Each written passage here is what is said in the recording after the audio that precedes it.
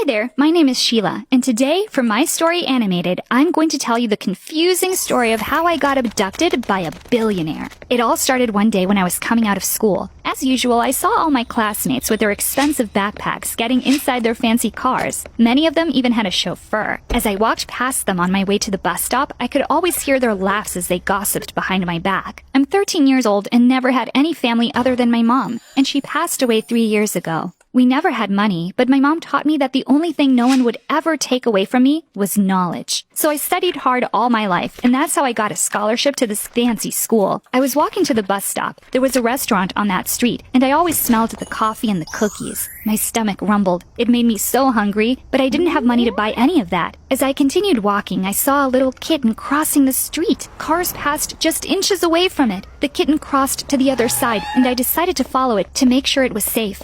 I followed it for a couple of blocks until it turned into an alley and hid inside a trash bin. Well, I thought at least it would be safe there, so I turned around to leave. And that's when I saw a black car parked at the end of the alley. There was a man outside leaning against the car, dressed as a chauffeur. And inside, on the back seat, I saw a man and a woman kissing. I learned to mind my own business a long time ago, so I kept on walking. I arrived at the bus stop and, after a moment, the car appeared at full speed and stopped abruptly inches away from me. I realized it was the same car as before, just seconds before I heard a door opening and someone pushing me inside onto the back seat. As the car sped up again, I looked at the man sitting next to me. It was actually a handsome older man, around 40 I guessed. He looked at me seriously, but his gaze looked tired and lost. It didn't make me scared, he was somewhat mysterious. And then he asked sharply, "What do you want?" And that brought me back to reality. "I don't understand," I said. It was true. "What do you want in exchange for keeping the secret?" he asked. "What secret?" I asked. He got closer to me and scanned me from head to toes. "I see," he said. "I know this little game," he added. And then he looked at the driver and shouted, "Perkins, to the mall!" I didn't want to ask any more questions, but that didn't mean I didn't have them. Who was this man? Who did he think I was? What secret was he talking about? Suddenly, the car stopped, and the chauffeur opened the door and pulled me out. The hand of the handsome man appeared from inside the car with a credit card in it. "Get her whatever she wants," he said. The chauffeur grabbed the card and took me inside the mall by the arm. And as I stepped in, my mind went blank. I had never been inside a place this big. Lights, shops, people coming and going, playrooms. This had to be heaven, and I had to be dead. But the chauffeur was still pushing me, so I pulled my arm away and told him to stop. He looked at me and said, Well, what?" I asked. "What do you want?" he asked. "I don't understand," I said. It was true, again. And he said, "It's not the first time we do this. The boss knows what you all girls want for the silence." The boss? The silence? Who were these people? I had no idea, and things were happening really fast.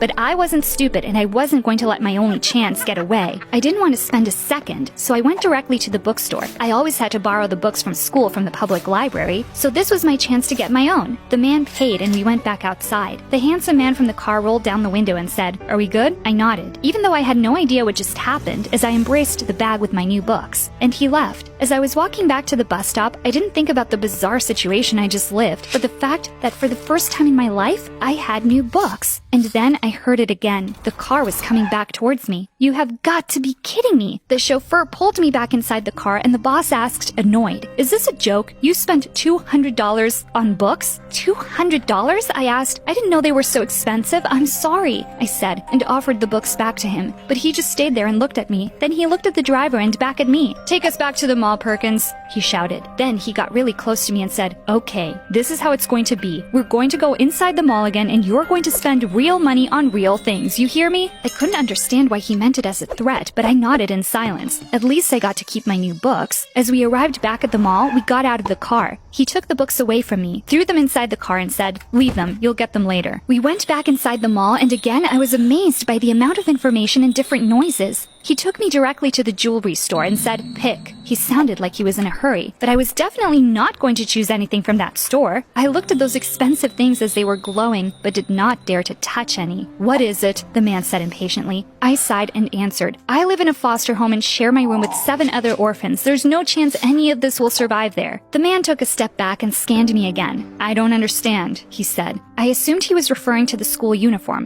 How could an orphan pay for that fancy school? My mom said that knowledge was something no one would ever take away from me, so she told me to study as hard as I could. "I have a scholarship," I said. "Wise woman," he said, and then added, "Still, there must be something you want." "Well, honestly, I'm a bit hungry, and I've never seen this many options before," I said as we entered the food court. "What do you want to eat?" he asked. I didn't have any idea what to choose. I knew nothing about this food, so I just said, "I will eat whatever you choose." A tiny smile appeared on his face. It was imperceptible. He walked to a specific place and said, "Here." I had trouble reading the sign. "Shawarma?" I said. "Best in town," he added. I smiled as I saw him eating that strange food. He didn't look at all like that angry man from before, and he was right. The food was amazing. After we finished, we continued to walk through the mall. I was stunned with all that merchandise in the different stores. We passed in front of a place that had neon lights everywhere, and the music sounded loud. There were mostly kids inside. They all looked like they were having fun. "What's this?" I asked. "You've never seen a video game salon before?" he replied. I denied in silence, still dazzled with all that.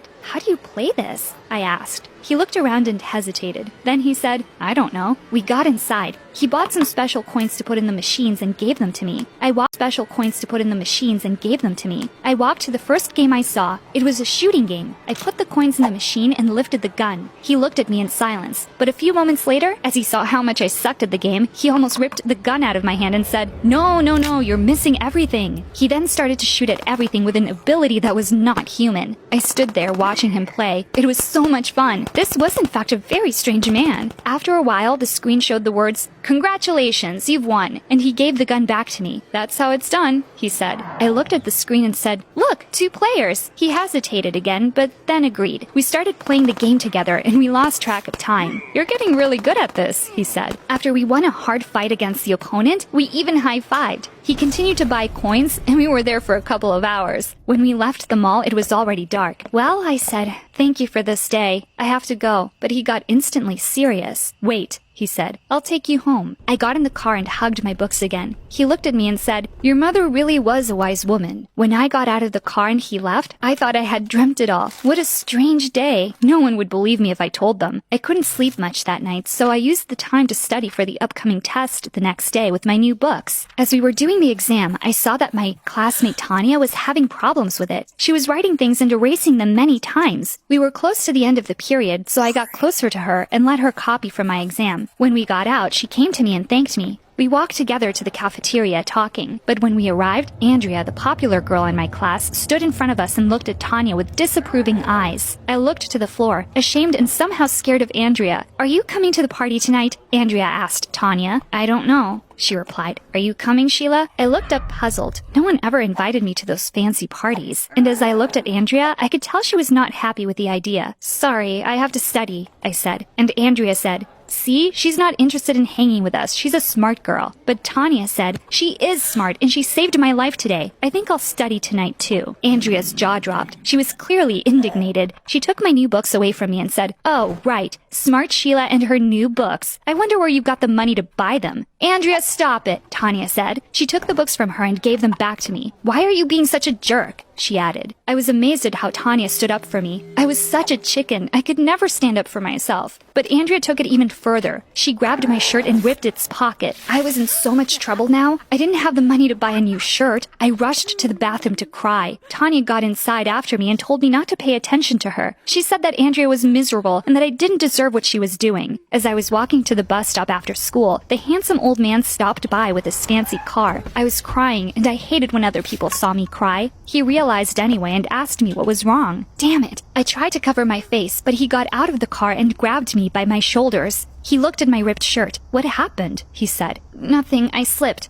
I lied. "I've heard that one before." "Nothing, I slipped," I lied. "I've heard that one before," he said, and added, "You want to shoot some people?" I looked at him and smiled. "Absolutely," I said. We went to the mall and the man bought a lot of coins. We went back to the shooting game and played for hours. I hadn't noticed how good it was to release stress. I was having fun for the first time in my life, and I didn't even know the man's name. We became so skilled at that game that we even started to have an audience. Everyone cheered and clapped as we passed levels and got the top record. And then we went to eat shawarma. I laughed as I told him I felt tired, like it had been me running through the minefields and not the game game characters. He smiled for a second, but then said, "Are you going to tell me what happened today now?" I sighed as I remembered Andrea. She was a horrible person. "There's a girl in my class who makes my life a living hell," I said. "Why?" he asked. But I looked at him with irony and said, "You really have to ask?" "Because I'm poor, of course." "And what did you do?" he asked. But I replied, "There's nothing I can do. I can lose my scholarship if I get in trouble." But to my surprise, he said, "That's the best lie I've heard this year." "I'm not lying," I replied. But he looked at me intensely and said, "If you don't stand up for yourself, no one will. When I was young, I was the smallest in my class, and I was vulnerable and shy. Everyone made fun of me, and it only ended when I started defending myself. Trust me on this. You have to stand up for yourself, or you will get walked all over." I stood silent. I couldn't imagine this powerful man as a shy kid. I nodded, and then he took me back home. I was still a bit scared as I saw Andrea in school the next day, but when she started to make fun of me at the cafeteria in front of everyone, I thought about the man's advice. I stood up and went straight to her table to confront her. She got up and told me to go away, but instead, I took her orange juice and dumped it on her head. She started to scream and tried to grab my hair, but I dodged her and grabbed hers instead. I pushed her head to the table and told her to stop messing with me. Then I let her go. She stood up, looked at me, but said nothing. She turned around and rushed out of the cafeteria. All the kids there started to clap their hands. I felt relieved, but it didn't last long. A teacher got inside the cafeteria and sent me to the principal's office. I was in so much trouble, but against all odds, I felt good. The man was right. This had to end, and I was ready to face the consequences. As I got to the principal's office, Andrea was already there, waiting too, drenched in orange juice. The principal called us both inside his office and demanded an explanation. But before any of us could speak, I heard noises outside the office, and when the door opened, I saw the last person I could have imagined there. It was the handsome rich man. Andrea looked up too and sighed as she saw him. They exchanged glances for a moment, and I realized at that precise moment, he was Andrea's father. "Mr. Anderson, please come in," the principal said. But when he looked at me, he frowned. I denied in silence. He looked at Andrea and then back at me, and I swear I saw him trying to hide a smile. The principal explained the situation, and he told Andrea's father that if he wanted to kick me out of school, he could certainly do it. "There's no need to do that," he answered. But the spoiled Andrea complained. "Shut up, Andrea," her father said, and added, "You probably had it coming. Get out of here. Tell Perkins to drive you home." Andrea was about to say something, but he looked at her menacing. She gave me one of her killing looks and then left. Then he told the principal that it was okay, that I was probably under a lot of stress. But I didn't like this at all. I was so angry at him. He was a hypocrite. He was Andrea's father. I stood up and said, "I don't need you to defend me. I must stand up for myself, remember?" The man stood silent, surprised. I looked at the principal and said, "I'm sorry for what I did. I take full responsibility. Andrea had been bothering me for years, and I got fed up. But I understand this wasn't the best way to react. Do with me whatever you think is right. Excuse me." And I left. I went to my locker and grabbed my new books. If I was going to be kicked out of school, at least I would take them with me. I walked to the bus stop crying. I didn't want to see the man, but I kind of hoped he would appear. But he didn't. I let 3 buses pass, but he never showed up. I wanted to see him. I demanded an explanation. But when the 4th bus came, I got in and went home feeling like the loneliest person in the world. I didn't get much sleep that night, and when I woke up the next morning, I felt terribly sick. Perhaps it was me being a chicken again. I didn't want to go back to school ever again. The director of the foster home called the school and told them I was sick. I stayed home for the next 3 days, wondering if I had dreamt everything after all. Andrea's father seemed like 2 completely different men. He was so kind with me and so mean to his own daughter. I couldn't understand. On the 3rd day, they told me I had a visitor. When I got up to see who it was, I found Mr. Anderson at the door. I was still mad at him, but I was relieved to see him, I have to admit. We went to the garden and sat on a bench. He told me he was sorry for not coming to see me sooner.